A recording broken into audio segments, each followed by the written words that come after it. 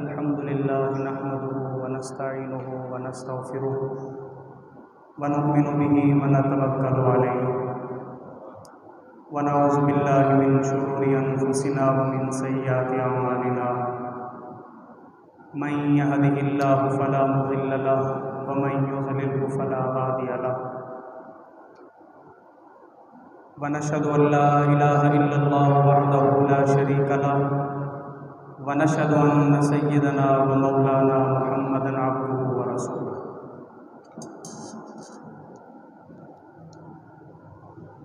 قال الله تبارك وتعالى في الكلام المجيد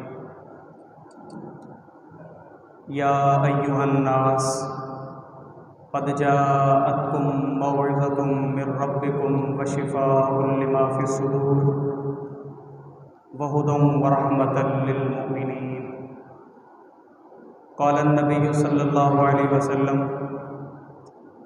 القرآن حجة لك أو عليك صدق الله العظيم وصدق رسوله النبي الكريم ونحن على ذلك لمن الشاهدين والشاکرین والحمد للہ رب العالمین۔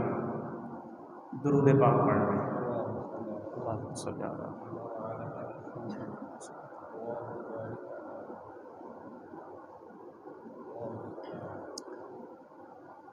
میرے انتہائی واجب الاحترام میرے بزرگوں، بھائیوں، دوستوں،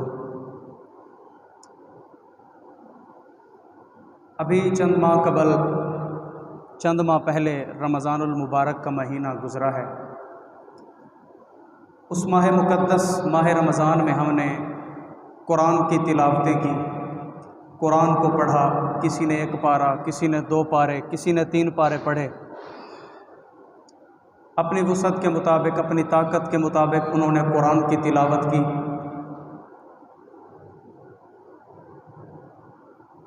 پھر اس کے بعد ہم نے اس قرآن کو، جیسے ہی رمضان گزرا، ہم نے اس قرآن کو بند کر کے رکھ دیا، غلافوں میں بند کر دیا۔ اب بات یہ ہے کہ لوگ یہ سوال پوچھتے ہیں کہ مولانا صاحب، ہم نے منبر و محراب سے یہ بات سنی ہے، آپ سے یہ بات سنی ہے کہ جب کوئی انسان قرآن کو پڑھتا ہے اس کی مشکلات آسان ہو جاتی ہیں، جب کوئی قرآن کی تلاوت کرتا ہے اس کے دکھ دور ہو جاتے ہیں۔ لیکن ہم نے قرآن کی تلاوت بھی کی ہے، قرآن کو پڑھا بھی ہے، رمضان میں بھی پڑھا، رمضان کے علاوہ میں بھی ہم نے قرآن کی تلاوت کی، لیکن ہم دیکھتے ہیں ہمارے مسائل بھی حل نہیں ہوتے، ہماری پریشانیاں بھی حل نہیں ہوتی، اور اسی طرح ہمارے دکھ بھی ہم سے دور نہیں ہوتے۔ کیا وجہ ہے اس کی؟ کیا وجہ ہے کہ تلاوت قرآن پاک جس پر اللہ نے انعام کیا ہم کرتے بھی ہیں لیکن ہمیں اس کا کوئی فائدہ میسر نہیں ہوتا؟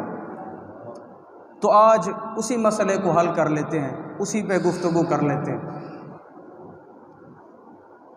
میرے بھائیوں، قرآن مجید میں اللہ رب العزت نے فرمایا یا ایھا الناس قد جاءتکم موعظۃ من ربکم وشفاء لما فی الصدور وہدی ورحمۃ للمؤمنین۔ اسی آیت مبارکہ کے اندر اللہ رب العزت نے اسی مسئلے کا پورا حل بتا دیا ہے کہ آپ قرآن پڑھتے ہیں لیکن آپ کو فائدہ حاصل نہیں ہوتا۔ کیوں نہیں ہوتا؟ یہ اس آیت میں اللہ رب العزت نے ہمیں بتلا دیا ہے۔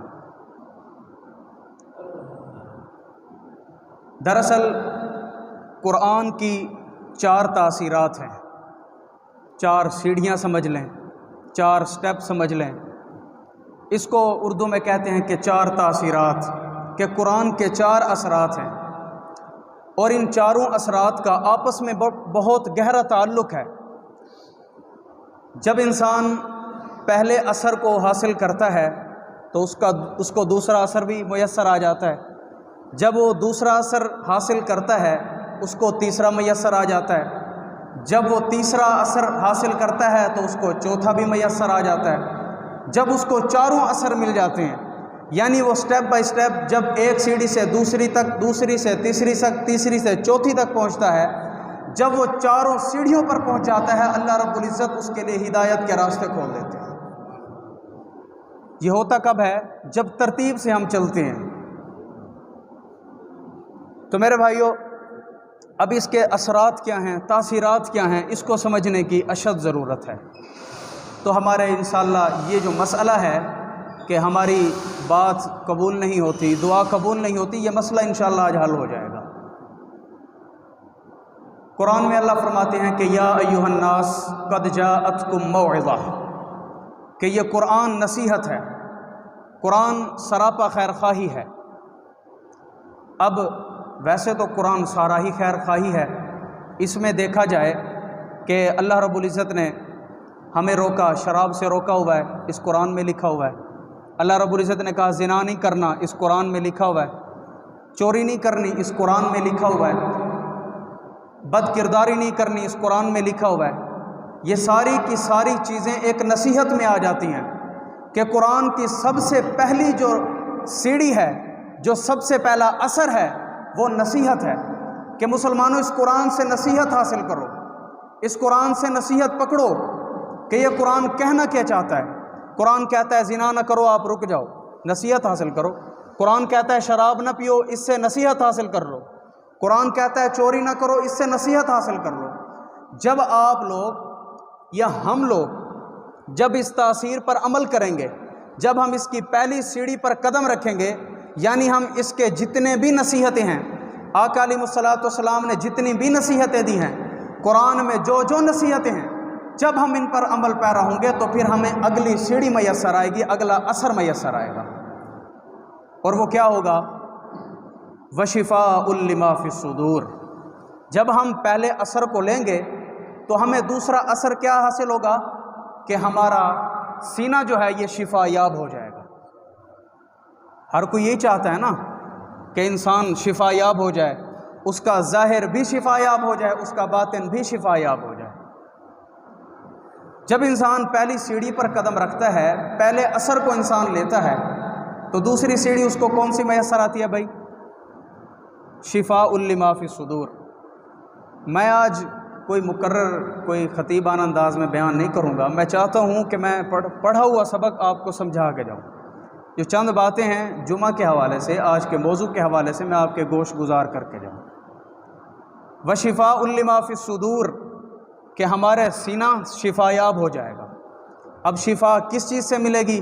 ہمارے سینے کے اندر جو بغض ہے، ہمارے سینے کے اندر جو حسد ہے، ہمارے سینے کے اندر جو کینہ ہے، ہمارے سینے کے اندر جو عداوت ہے، دشمنی ہے، اور طرح طرح کے خراب گندے خیالات ہیں، وہ اللہ رب العزت ہمارے دور کر دیں گے۔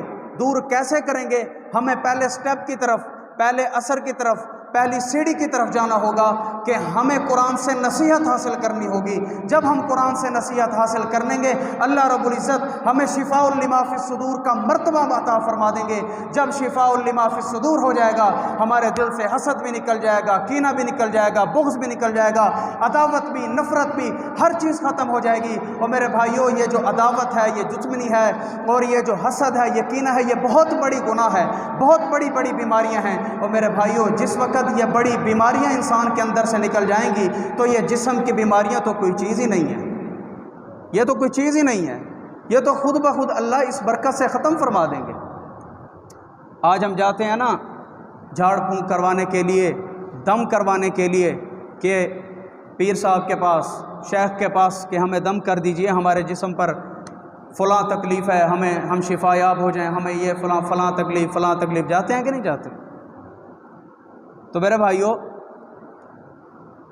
جب ہم قرآن کی نصیحتوں پر عمل کریں گے تو وہ دم بھی ہمارے اوپر اثر کرے گا۔ جب ہم اس قرآن کی نصیحتوں پر عمل ہی نہیں کرتے، آپ چاہے سارا دن گھر میں قرآن خوانی کرواتے رہیں، چاہے سورۃ البقرہ کے ختم کرواتے رہیں، جتنی مرضی یاسینیں پڑھواتے رہیں، جب آپ نے قرآن کی پہلی سیڑھی پر قدم نہیں رکھا، اس قرآن کو نصیحت ہی نہیں جانا، اس قرآن کو نصیحت مانا ہی نہیں، تو آپ بتائیں آپ کے گھر میں برکتیں کیسے آئیں گی؟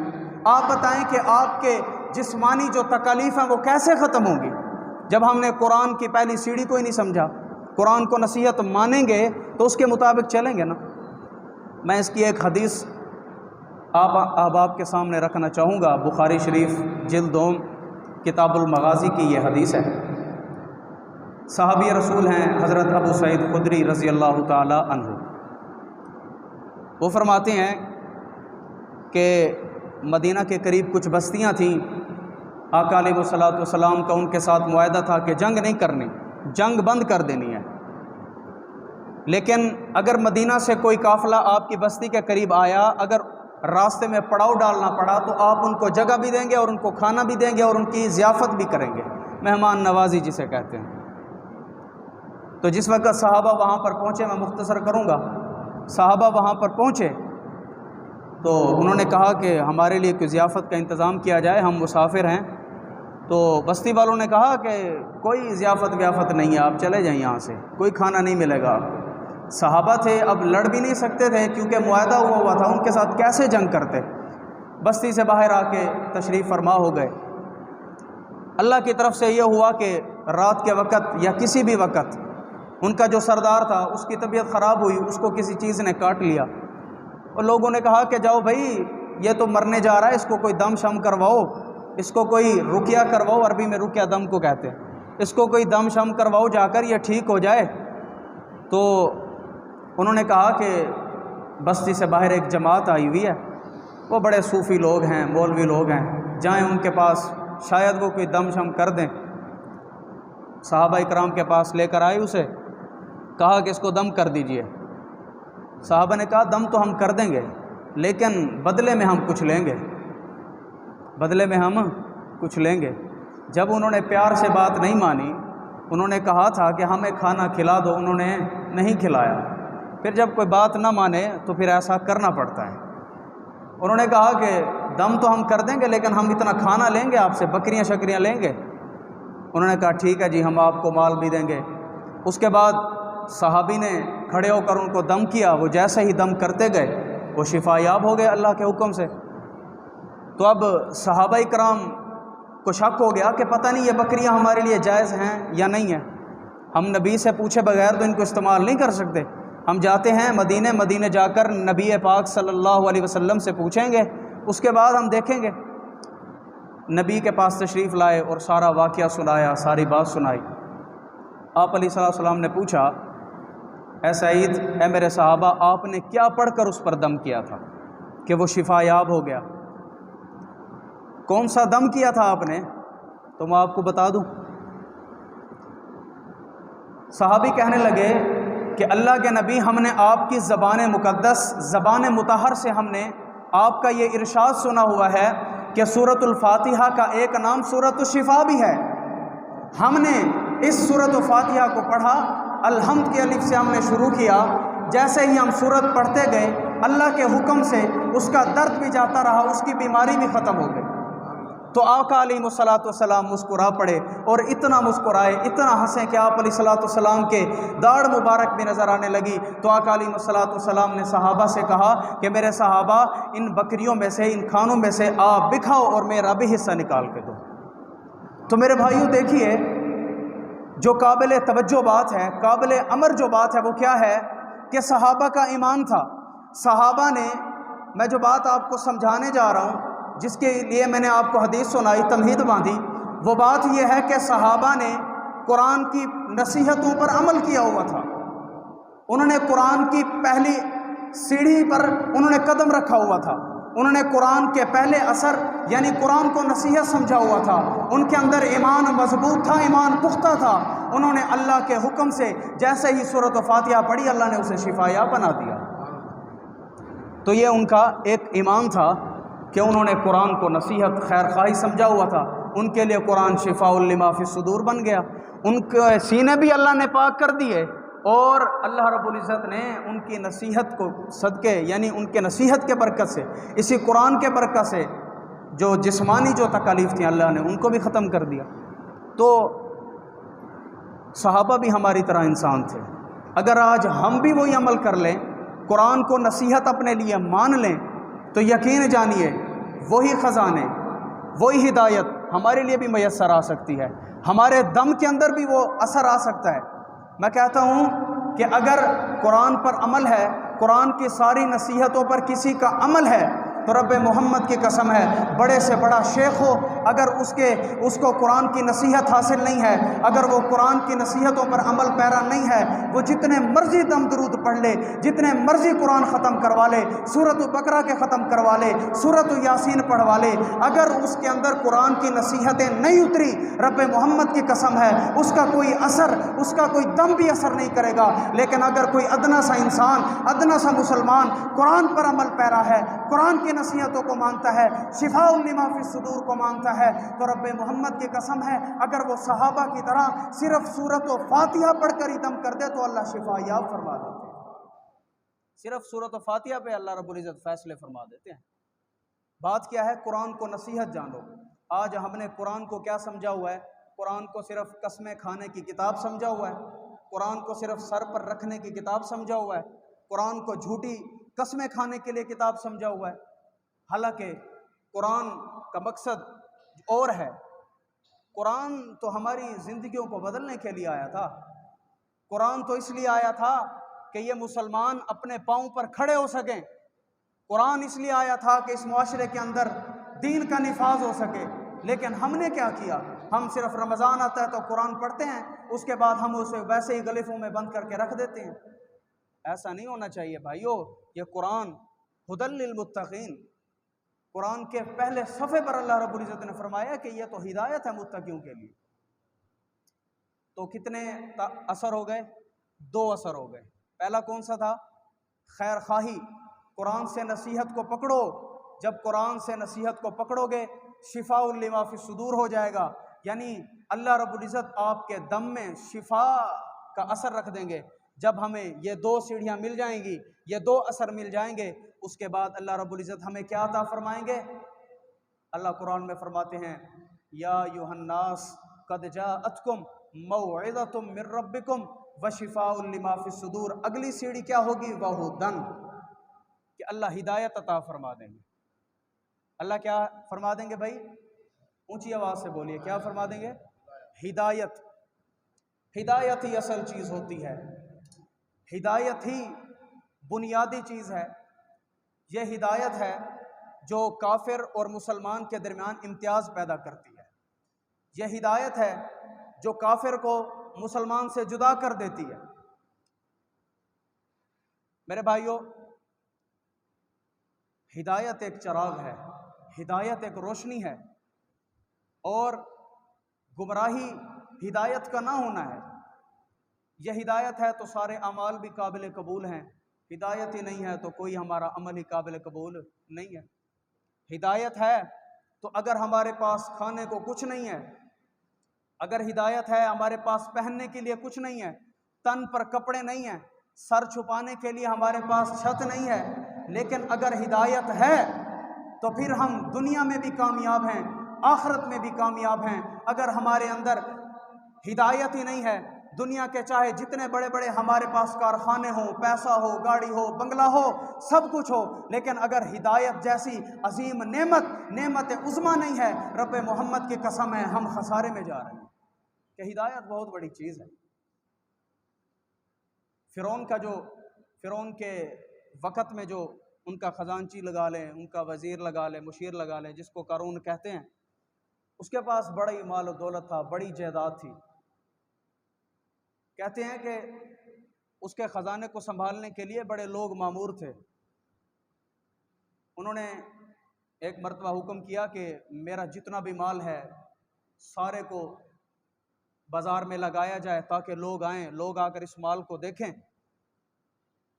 بازار لگ گیا، لوگ آ رہے ہیں، دیکھ رہے ہیں۔ جناب موسیٰ کے دور میں جو مسلمان تھے، جناب موسیٰ کو جو ماننے والے تھے، وہ بھی وہاں پہ تشریف فرما تھے۔ ان کے اندر کچھ قوی ایمان والے بھی تھے۔ میں ہدایت کا مطلب آپ کو سمجھانے جا رہا ہوں۔ اگر آپ اس بات کو سمجھیں گے تو آپ کو اگلی بات بھی سمجھ آئے گی کہ اس کے اندر مضبوط ایمان والے لوگ بھی موجود تھے اور ہم جیسے کچھ کمزور ایمان والے بھی لوگ موجود تھے۔ قرآن کہتا ہے، قرآن اس کی ترجمانی یوں کرتا ہے کہ فَخَرَجَ عَلَىٰ قَوْمِهِ فِي زِينَتِهِ، جس وقت اس کی قوم اس زیب و زینت کو دیکھنے کے لیے، اس مال کو دیکھنے کے لیے جب وہ بازار میں گئے، انہوں نے جا کر اس مال کو دیکھا، ہیرے اور جواہرات اور سونے کو دیکھا، کہنے لگے قال الذین یریدون الحیات الدنیا یا لیت لنا مثل ما اوتی قارون، کہ جو ضعف ایمان والے تھے، جو کمزور ایمان والے تھے، ان کا دل ڈگمگانے لگ گیا۔ انہوں نے کہا کہ کاش یہ مال ہمارے پاس بھی ہوتا، یہ دولت، یہ جائیداد، یہ بنگلے، یہ گھر ہمارے پاس بھی ہوتے۔ قرآن اس کی ترجمانی کرتا ہے یا لیت لنا مثل ما اوتی قارون، اے اللہ کاش ہمارے پاس بھی قارون جیسا خزانہ ہوتا، قارون جیسا ہمارے پاس بھی دولت ہوتی۔ آگے جو ایمان والے تھے انہوں نے کیا کہا؟ وقال الذین اوتوا العلم ویلکم ثواب اللہ خیر لمن آمن وعمل صالحا، وہ ایمان والے کہنے لگے اے بدبختو تمہارے ایمان کو کیا ہو گیا ہے، ہلاکت ہو تمہارے لیے، اللہ نے تمہارے لیے اتنا بڑا اجر تیار کر کے رکھا ہوا ہے، اللہ نے آپ کو ہدایت سے نوازا ہے، اللہ نے آپ کو ہدایت سے آراستہ کیا ہے، تم اس پر شکر کیوں نہیں ادا کرتے؟ تم قارون کے خزانوں پر کیوں نظریں جمائے بیٹھے ہو؟ تم اللہ کا شکر ادا کرو کہ اللہ نے تمہیں ہدایت یافتہ بنایا ہے۔ کیا بنایا ہے بھائی؟ ہدایت یافتہ بنایا۔ ہدایت سب سے بڑی نعمت ہے، ہدایت سب سے بڑی نعمت ہے۔ جب ہدایت ہے تو سب کچھ ہے۔ یہ قرآن کی بات کر رہا ہوں، جو شروع میں لوگ بیٹھے تھے ان کو اب بات سمجھ آ رہی ہوگی کہ میں کیا کہنا چاہ رہا ہوں۔ قرآن کے تین اثرات ہو چکے ہیں۔ یا ایھا الناس قد جاءتکم موعظہ، کہ یہ قرآن خیر خواہی ہے، نصیحت ہے۔ جب انسان اس کو خیر خواہی سمجھ کر اپنی زندگی گزارتا ہے اس کو اگلا اثر مل جاتا ہے۔ وہ کیا ہے؟ وشفاء لما فی الصدور، کہ اس کا سینہ صحت یاب ہو جاتا ہے، ہر قسم کے گناہوں سے پاک ہو جاتا ہے۔ جب یہ سٹیپ بھی مل جاتا ہے پھر اگلا سٹیپ ہوتا ہے ہدایت کا۔ ہدایت بھی جب انسان کو میسر آ گئی، اب سب سے اہم چیز جو ہم چاہتے ہیں اپنے لیے وہ کیا ہے؟ ہم کہتے ہیں کہ ہمیں محنت بھی نہ کرنی پڑے، ہمیں جہد مشقت ہمیں نہ کرنی پڑے۔ ہم کہتے ہیں کہ ہم چھلانگ لگا کر ڈائریکٹ اس نعمت تک پہنچ جائیں۔ ہم ان تین چیزوں کو چھوڑ دیتے ہیں۔ ہم نصیحت بھی حاصل نہیں کرتے، وشفاء لما فی الصدور بھی حاصل نہیں کرتے، ہم ہدایت بھی حاصل نہیں کرتے۔ ہم کہتے ہیں کہ ہمارے اوپر رحمتوں کی بارش ہو جائے۔ یہ ہر انسان چاہتا ہے کہ میرے اوپر ہدایت رحمتوں کی بارش ہو جائے، لیکن میرے بھائیوں یہ ایسے نہیں ہوگا۔ پہلے آپ کو پیچھے قرآن کی ایک آیت دوسری آیت کی تفسیر تشریح کرتی ہے۔ جب ہم قرآن کے پہلے مرحلے پر چلیں گے تو ہمیں دوسرا مرحلہ بھی میسر آئے گا۔ جب ہم پہلے احکام پہ چلیں گے تو اللہ رب العزت آخرت میں ہمیں نعمت بھی، دنیا میں رحمت بھی عطا کریں گے۔ لیکن جب ہم آیت کے ایک ٹکڑے کو پکڑ لیتے ہیں کہ اللہ نہ ہمیں نصیحت مل رہی ہے، نہ ہمیں شفاء لما فی الصدور مل رہا ہے، نہ ہمیں ہدایت مل رہی ہے، نہ ہم مانگتے ہیں لیکن ہم متلاشی بن جاتے ہیں رحمت کے۔ رحمت ایسے نہیں ملے گی۔ رحمت کے لیے ہمیں پہلے ان تین چیزوں کو چننا ہوگا، اس کے بعد ہمارے لیے رحمت ہوگا۔ آج ہم کہتے ہیں کہ رحمت نہیں ہے، اللہ کی طرف سے عذاب آ رہے ہیں، اللہ کی طرف سے مشکلاتیں آ رہی ہیں، اللہ کی طرف سے آزمائشیں آ رہی ہیں، رحمتیں تو ہیں نہیں۔ ہمیں منبر و محراب سے یہ بات بتائی، سکھلائی، پڑھائی، سمجھائی جاتی ہے کہ اگر آپ قرآن پڑھو گے تو آپ کے لیے رحمت ہے، اگر آپ قرآن کی تلاوت کرو گے آپ کے لیے رحمت ہے، لیکن ہمارے لیے تو کوئی رحمت نہیں ہے۔ میرے بھائیوں کیوں رحمت نہیں ہے؟ رحمت اس لیے نہیں ہے کہ ہم نے قرآن کی رحمت سے پہلے جو آیات کا جو حصہ ہے ہم نے ان تینوں چیزوں کو چھوڑ دیا ہے۔ ہم نے ہدایت طلب نہیں کی، ہم نے قرآن کو نصیحت نہیں مانا، تو رحمت کیسے آئے گی؟ تو اس کے لیے اگر آپ رحمت چاہتے ہیں، اگر آپ اپنی زندگیوں میں سکون چاہتے ہیں، اگر آپ اپنی زندگیوں میں رحمت اور اپنی زندگیوں میں برکتیں چاہتے ہیں تو پھر آپ کو قرآن کے ان اسلوبوں کو اپنانا پڑے گا۔ قرآن کے سارے جتنے بھی احکامات ہیں سب پر چلنا پڑے گا۔ آج ہم نے قرآن کو پس پشت ڈالا ہے تو ذلیل و خوار ہیں۔ ہم نے آج اگر قرآن کو ایک طرف رکھ کر ہم دنیا کی طرف لگے ہوئے ہیں۔ میرے بھائیوں دنیا کمانے سے کوئی نہیں روکتا آپ کو، مجھے بھی کوئی نہیں روکتا، لیکن دنیا کماؤ دین کے طریقے پر، دنیا میں چلو قرآن کے طریقے پر۔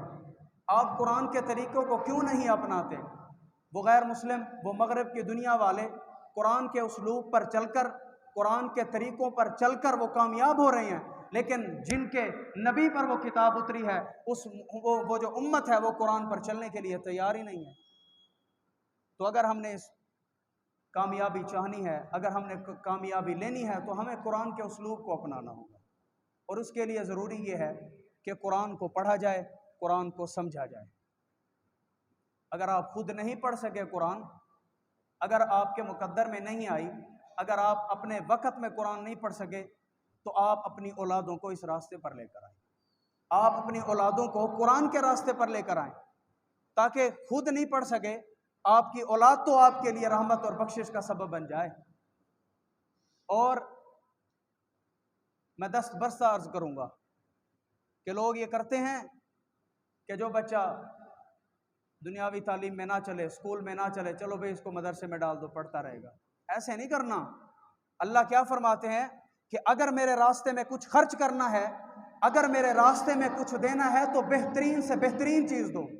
ایسا نہ ہو کہ اللہ فرماتے ہیں کہ اگر تم صدقہ کرو، ایسے مال کا کرو جو رذیل ہو، جو کسی کے کام کا نہ ہو، آپ کہو کہ چلو جی صدقہ کر دیں۔ ایسا نہیں کرنا، بلکہ جو آپ کے مال میں سے جو سب سے قربانی کے لیے کیا حکم ہے؟ اللہ فرماتے ہیں کہ جو سب سے زیادہ عمدہ جانور ہو اس کو قربانی کے لیے قربان کرو۔ اسی طرح اگر اللہ کے راستے میں آپ نے مال خرچ کرنا ہے، اپنی اولاد کو دینا ہے، تو وہ اپنی اولاد دو اللہ کے راستے میں جو سب سے عمدہ ہو، ذہین ہو، دین کو سمجھنے والی ہو، دین کی فہم و فراست رکھنے والی ہو، ایسی اولاد کو اللہ کے راستے میں چلاؤ۔ رب محمد کی قسم ہے، اس پاکستان کے اندر، اس پوری دھرتی پر اسلام کا قانون، قرآن کا قانون نافذ ہو جائے۔ اور اس کے لیے آپ یہ نہ سمجھیے کہ ہمارا ایک بیٹا کیا کر لے گا، ہمارا ایک بیٹا کیا کر لے گا اگر ہم اس کو عالم بنا دیں، قاری بنا دیں، حافظ بنا دیں۔ میرے بھائیوں، کیا پتا کل کو وہ عطا اللہ شاہ بخاری جیسا کام کر جائے، کسی کو نہیں پتا۔ کیا پتا وہ عظیم سے عظیم تر کام کر جائے، کسی کو نہیں پتا۔ کیا پتا وہ کل حسین احمد مدنی جیسا کام کر جائے۔ ہم ان جیسے مل نہیں سکتے، لیکن ہم ان کے مشن پر، ان کے کاز پر ہم کام تو کر سکتے ہیں نا۔ ہماری اولادیں اس کام پر قربان تو ہو سکتی ہیں نا۔ اگر ہماری اولادیں، ہمارے بچے اگر اس دین پر قربان ہو جائیں تو اس سے بڑھ کر ہمارے لیے کوئی خوش قسمتی نہیں ہوگی۔ میں کہتا ہوں اپنے دوستوں سے، اپنے بھائیوں سے یہ عرض کرنا چاہوں گا کہ اپنے بچوں کو قرآن کی طرف لائیے، خود بھی اپنی زندگیوں میں قرآن پر عمل پیرا ہونا سیکھیے۔ قرآن کے جو 4 اثرات میں نے آپ کو بتائے ہیں، میں ایک بار دہرانا چاہوں گا کہ سب سے پہلے کیا ہے؟ قرآن کو نصیحت مانو، صدق کے دل سے قرآن کو نصیحت مانو۔ جب قرآن کو نصیحت مان کر ہر چیزوں کو چھوڑ کر خرافات کو چھوڑ دیں گے، اللہ رب العزت انعام کی بارشیں فرمائیں گے۔ شفاء لما فی الصدور، تمہارا سینہ بھی شفا یاب ہو جائے گا، تمہارا باطن میں اگر کوئی بیماری ہے وہ بھی ختم ہو جائے گی۔ جب آپ قرآن کو نصیحت پکڑیں گے، اللہ ہدایت جیسے عظیم نعمتیں بھی آپ کو عطا فرما دیں گے۔ جب آپ اس قرآن کو نصیحت فرمائیں گے تو اللہ رب العزت آپ کے لیے رحمتوں کے بارشیں بھی عطا فرما دیں گے۔ تو اس پر عمل کریں گے نا انشاءاللہ۔ صدق کے دل سے آج وعدہ کر کے جائیں، انشاءاللہ اپنی اولادوں کو حافظ، قاری، عالم بنائیں گے انشاءاللہ۔